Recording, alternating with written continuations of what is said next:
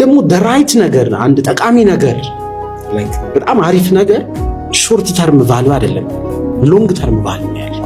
እስቲ እባክህ ንገረን። ለምሳሌ ማን ሰዎች መጠጥ ሲጠጡ ሲያጨሱ ምናምን እዛው ሾርት ተርም ሪዛልት ነው ያለው። ለምሳሌ ስትጠጪ እዛው ነው የሚያሞቅሽ፣ እዛው ነው ሙቀቱ ያለው። በቃ እዛው ትደስቻለሽ፣ ጨዋታው ይመጣል ይደራል። ስትቀሚ እዛው ነው ወደ ሐሳብ ወደ ተመስጦ የምትገቢ።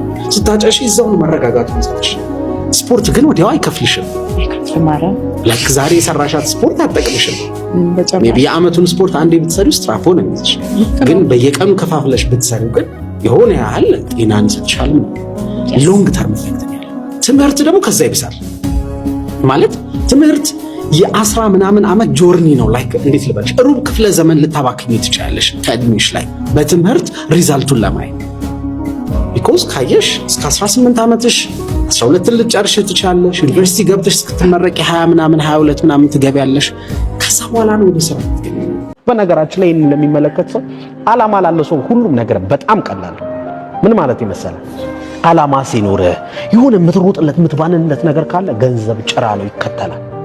የሚያደንቁ ሰዎች ጭራ ናቸው ይከተላሉ። ትዳሩ፣ ይሄ ሴቱ፣ ምኑ የምትለው ነገር በሙሉ ሌክቸር በሙሉ ይከተላል ዓላማ ሲኖር።